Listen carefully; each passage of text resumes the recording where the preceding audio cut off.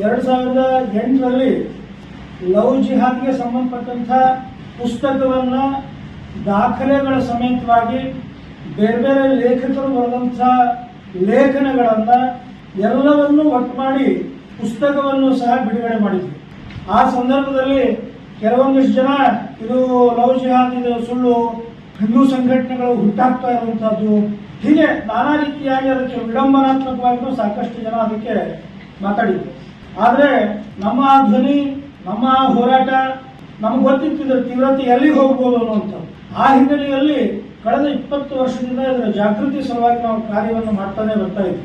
ಈಗ ಕಳೆದ ಒಂದು 2-3 ತಿಂಗಳಲ್ಲಿ ಕರ್ನಾಟಕದಲ್ಲಿ ಸಾಕಷ್ಟು ಈ ಲವ್ ಜಿಹಾದ್ಗೆ ಸಂಬಂಧಪಟ್ಟಂತ ಘಟನೆಗಳು ನಮ್ಮ ಗಮನಕ್ಕೆ ಬರೋದಕ್ಕೆ ಇನ್ನೂ ಪ್ರಾರಂಭ ಆಯಿತು. ಅದು ನೇಹಾ ಹಿರೇಮಠ್ ಕೇಸ್ನಲ್ಲಿ ಬ್ಲಾಸ್ಟ್ ಆಯಿತು.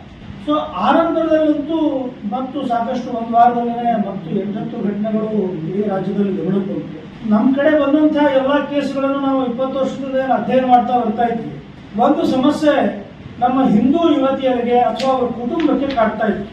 ನಾವು ಹೇಗೆ ಸಂಪರ್ಕ ಮಾಡಬೇಕು, ಹೇಗೆ ಮುಂದ್ಗಡೆ ಹೋಗಬೇಕು, ಕಾನೂನಿನ ನಮಗೆ ಹೇಗೆ ಅನುಕೂಲ ಸಿಗುತ್ತೆ, ಅಕಸ್ಮಾತ್ ಈ ಚಕ್ರದಿಂದ ಹೊರಗಡೆ ಬಂದ ನಂತರ ಮುಂದೆ ನಮ್ಮ ಜೀವನ ಏನು, ಹೀಗೆ ಸಾಕಷ್ಟು ಪ್ರಶ್ನೆಗಳು ಇದ್ದದ್ದಕ್ಕೆ ಆಚೆ ಬರೋದಕ್ಕೆ ಅವರಿಗೆ ಧೈರ್ಯ ಆಗ್ತಿರ್ಲಿಲ್ಲ ಅಥವಾ ಅದಕ್ಕೊಂದು ಬೇಡಿಕೆ ಇರಲಿಲ್ಲ.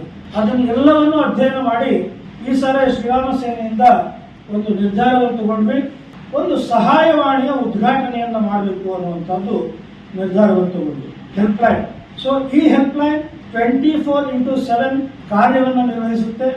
ಇಡೀ ರಾಜ್ಯದಲ್ಲಿ ಯಾವುದೇ ಮೂಲೆಯಿಂದ ಕರೆ ಬಂದರೂ ಸಹ ನಾವು ಅದನ್ನು ಸ್ವೀಕರಿಸ್ತೀವಿ. ಲವ್ ಜಿಹಾದ್ಗೆ ಸಂಬಂಧಪಟ್ಟಂಥ ಅವರ ಏನು ಅಳಲಿದೆ, ನೋವಿದೆ, ಅದನ್ನ ನಮ್ಮ ಜೊತೆ ಶೇರ್ ಮಾಡ್ಕೊಂಡು